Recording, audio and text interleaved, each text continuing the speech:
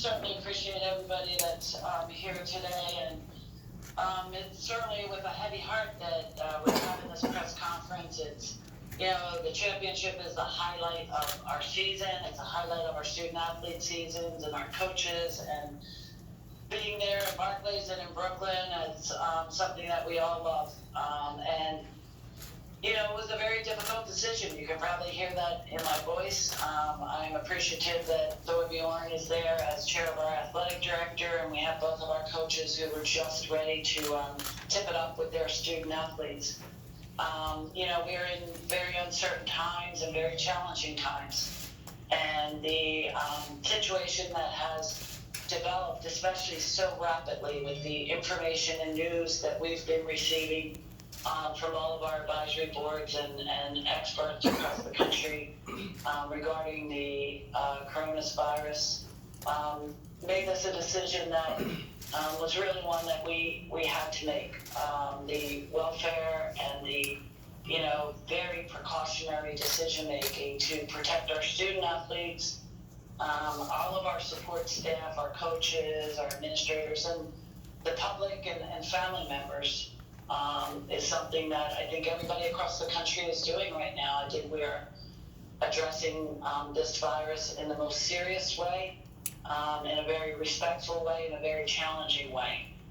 And, the decision to stop play, to do our part, to be able to get through this period of time is something that we had to do. So I certainly express not only my appreciation and thanks to everybody at the Barclays Center and our media partners, NBC, ready to tee up, and we're, for 4 games televised today, 4 games tomorrow, our CBS partners with Saturday, Sunday.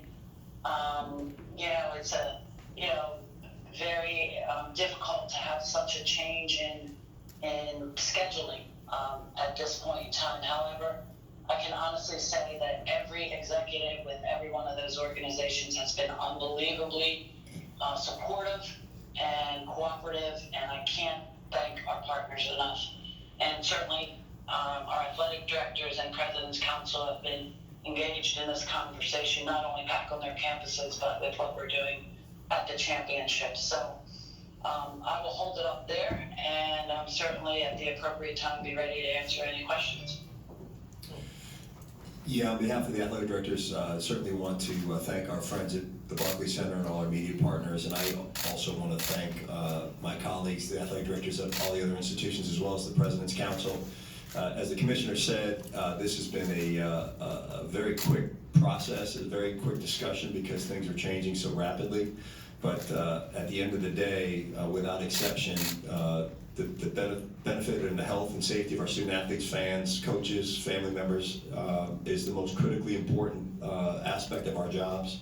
And so certainly, as also the Commissioner said, disappointed for our student athletes in not being able to participate in this incredible experience. That's certainly something that we feel bad about, but at the same time, there was no other decision. I want to thank the Commissioner and her staff for their incredible leadership throughout this process. It was one that took a lot of conversation in terms of making sure we had as much information as possible, and with across the board, as I said before, everybody felt that this was the only decision that we could make for the betterment of our student athletes and coaches and fans. So thank you all for being here, and I want to also thank our 2 coaches to my right. That's a difficult thing for them to have to go through, but they, as always, handle things with incredible class. Their student athletes did the same. So on behalf of the athletic directors, I also want to thank you both for that.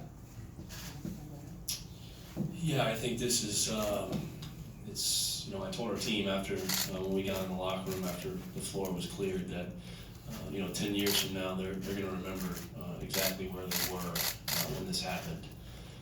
As a coach, last night, just as this unfolded and seemed like over the last 48 hours, has happened so fast. You don't sleep much the night before a game anyway. You're trying to fill out your play card and how we're going to attack VCU's press and things like that. And it was, every 30 minutes, it seemed like I was checking my phone or checking Twitter to figure out if this game was going to be played.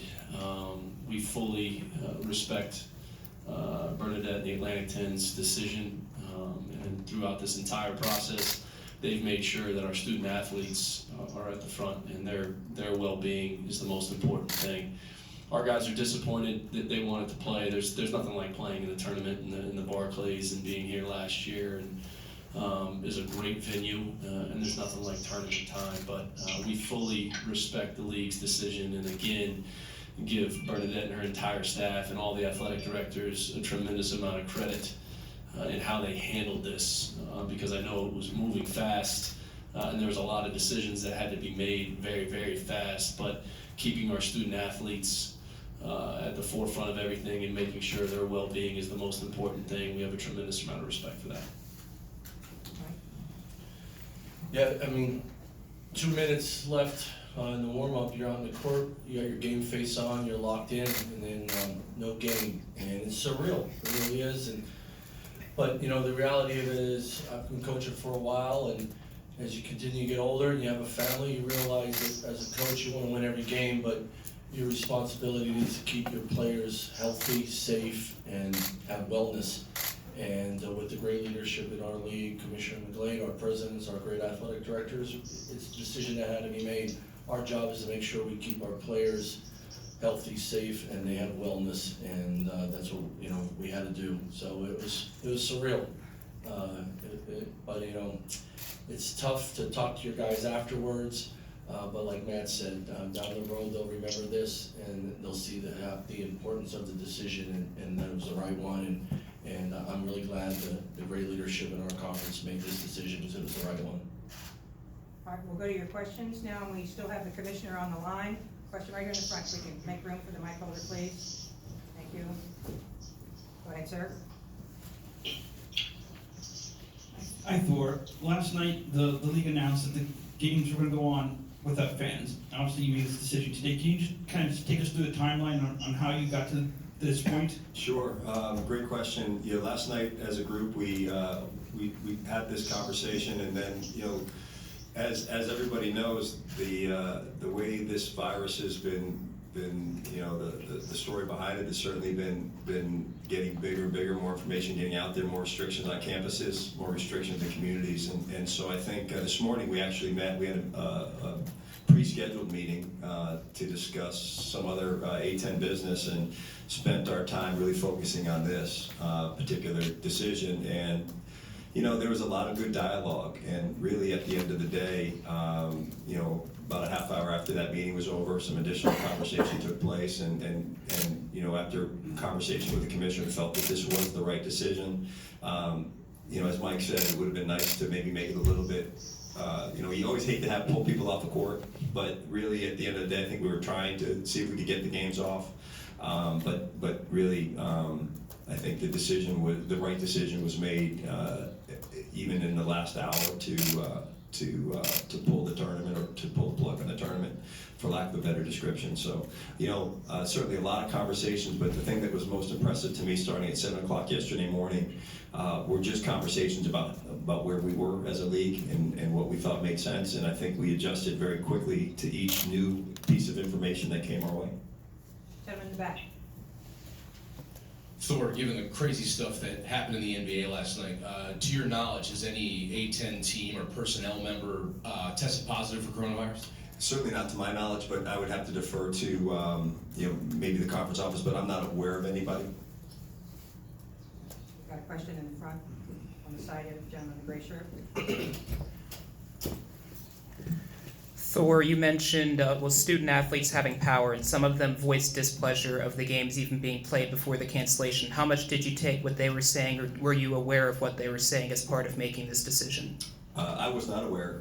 Those conversations, I'm sure, were happening within teams and so forth, but what we have to do is sort of focus from an administrative level and try to take all the relevant information that we may have and make a decision based on that type of information. Was there any indication that anyone with the Barclays Center had come down with the virus? Not that I'm aware of. This was to answer your question, this was a preventative decision. This was not a reactionary decision. In the back, yes, sir.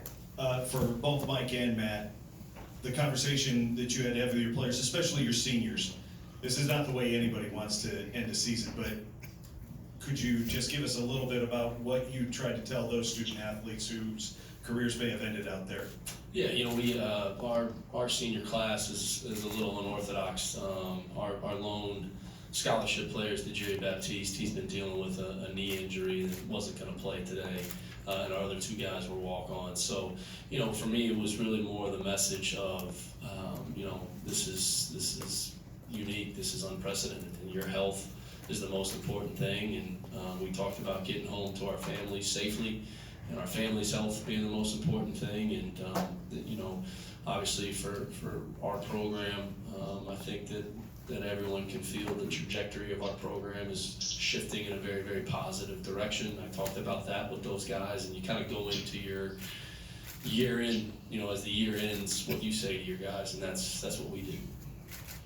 Question, right here? We still have the commissioner on the line too, if anybody wants to. Matt, I know the focus is on your team, but you go way back with Anthony Grant, who's having a historic season. What can you say just about what that would be like if you were in his shoes?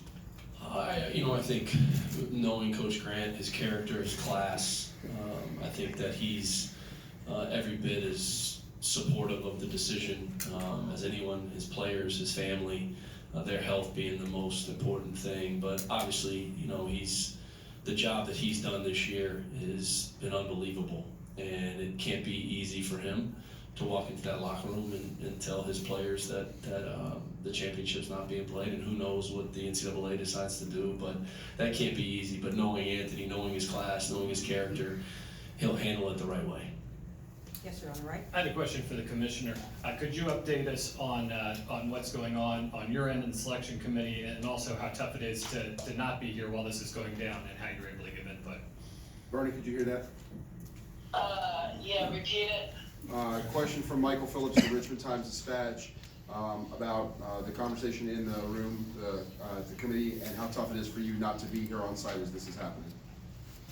Yeah, obviously, whenever there's a challenging situation, you know, as the commissioner, as the leader of our organization, you want to be there. I feel a responsibility and obligation, but you know, that was not possible with my being committed here with the selection committee on that. So I do have to, again, give thanks to my staff and to the athletic directors, and I was able to get over there last evening and to be able to meet with all the executives at Barclays Center and with Thorr as chair of our athletic directors and my senior staff as we were continuing to move through that. So that was extremely beneficial and helpful. To not be on site, you know, you just hate for decisions like this to feel like other people are responsible. So dealing with it from afar has been a challenge, but it has worked out well, and I think that's a tribute to the people that I have on my staff and the people that are the leaders in my member institutions. So it was difficult, but again, I think we landed and came out with the right decision. And then as far as any update, obviously there's, you know, I can't speak on behalf of what we're doing over here at the NCAA selection committee meeting, and we are actually on a lunch break right now. But as you can imagine, and what's been in the public domain, you know, all of the leadership executives within the NCAA and our committee are, you know, very attentive and attuned to everything that's going on, and looking at all of the impactful information that is coming on as we are charged with taking care of our responsibilities here during selection week. Come on, is that enough? We got that, okay. Right, another question in the front row? For your, I guess, Thorr or Bernadette, A-10 play for a lot of the spring sports starts in the next couple of weeks. Have you guys discussed sort of a plan for the spring sports season, or is that sort of up to each individual institution to figure out travel restrictions and whatnot? That was part of our conversation this morning. We're going to be meeting again tomorrow to get a better sense of where everybody is. A lot of those decisions are going to be campus-based, but obviously we want to try to, as best we can, make a Atlantic 10 type decision when it comes to conference play. So we hopefully will have a much better idea of where we're all at tomorrow. In the back, yes, sir. To both coaches, what happened with the NBA last night with Rudy Gobert? Did you have additional concerns about your players going in? And did your players express concern based on what happened last night? Well, none of our players, had concerns or addressed them. What we talked about the last couple of days is taking care of what we can control. Making and our trainer, Dennis Williams, really educated our guys on, here's what we're gonna do the next few days, here's what you need to take care of yourself. And I think they did a great job with that. They were paying attention, they saw what was going on. There wasn't crazy concern. We have some older guys in our program, so I think they took the lead and followed the plan that we had that we can control. Yes, sir, the gentleman in the white shirt, go ahead. Coach McCall, sort of the same question for you. Did any of your guys sort of have concerns this morning and in the afternoon, or did everyone just sort of want to play? I think everybody wanted to play because our guys are competitors, and I'm sure VCU was the same way. They wanted to play the game, and even in the locker room, you hear some comments of let's go out to the blacktop and play the game. Let's go play it outside. Let's play, because they're competitors. I was trying to get them, just as we got on the bus and try to stay off your phone as much as you could, just to stay focused on the game. And then the Donovan Mitchell news came out, and it was, like I said, it was a moving target. Last night, obviously with my relationship with Coach Donovan, the Thunder stuff, and you're paying attention to that. And, it was a lot. But again, like Coach Rhodes said, we were trying to educate our guys, and at our team meeting and team meal and film session last night, I said, listen guys, I don't have all the answers with what's going on with this virus. We can control what we can control. Wash your hands, do everything you can to stay as healthy as possible. And as I get information, I'll give it to you guys. But that's pretty much how we handle it. On the aisle, go ahead. Mike, for your group, just what was your address to them going back to the locker room, and what were their emotions like, particularly for your group of five seniors? There wasn't any dry eyes in our locker room afterwards. And, we talk about being a family all the time, sticking together even past basketball. We talked a lot about that. And when I told them probably what my mom would say to me, sometimes life's just not fair, and you gotta deal with it. And I told our guys, you'll understand this more as we go along. But, we're still a family, we're still a team, and the memories and the relationships are everything. You start forgetting about the games as you get older, but you don't forget your teammates and your brothers that you sweated with and did all this with. So that was sort of the theme afterwards, and it was tough for the seniors. And I think when they sat down in the locker room and realized that they're not putting a uniform back on, that was tough. Yes, sir, the texture. This one's for Coach Rhodes. Coach, what was that moment like after the game, sharing it with the band and your team? Well, our whole approach going into this weekend was we're gonna have the most fun of any team in the A-10 this weekend. We're gonna fight, and we're gonna try to play aggressive, but we're gonna be loose and we're gonna have some fun. And I think that's when we played our best this year.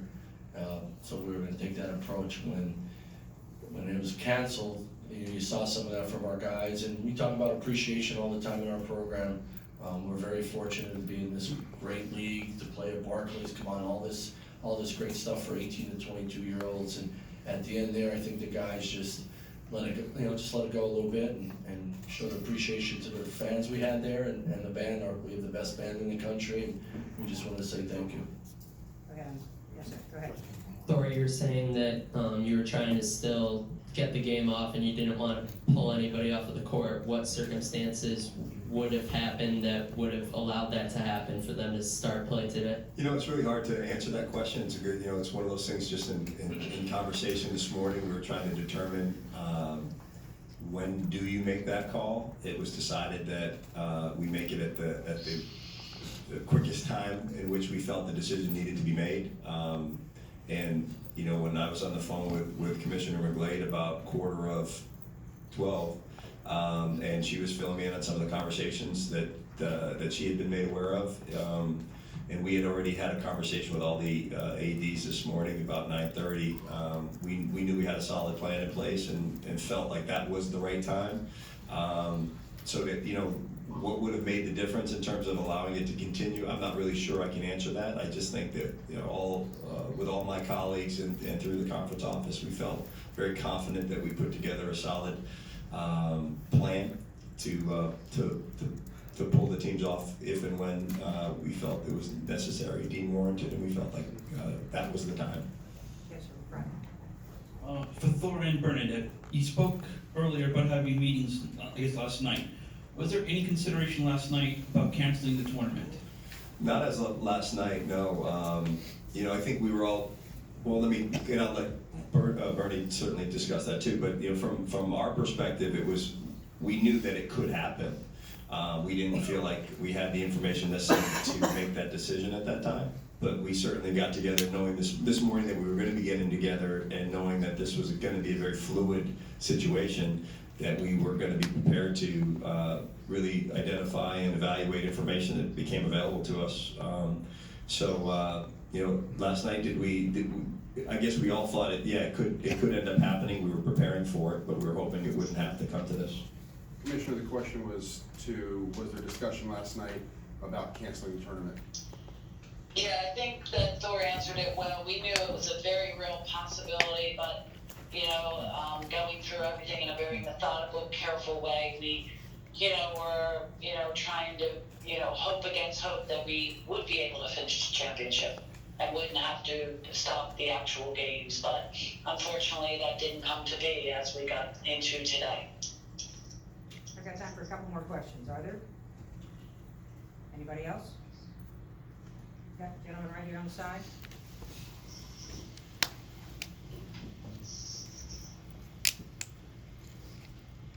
Coach, this is for both the coaches. Since we can't play the game, hypothetically speaking, who do you guys think would have won today? I thought Coach Rhoades had a great idea. Coach Rhoades had a great idea. He said, let's just me and you play one-on-one in our suits here, and we'll battle it out that way. I'm for it. That'd be good TV. Is there a final question? If not, thank you all for coming.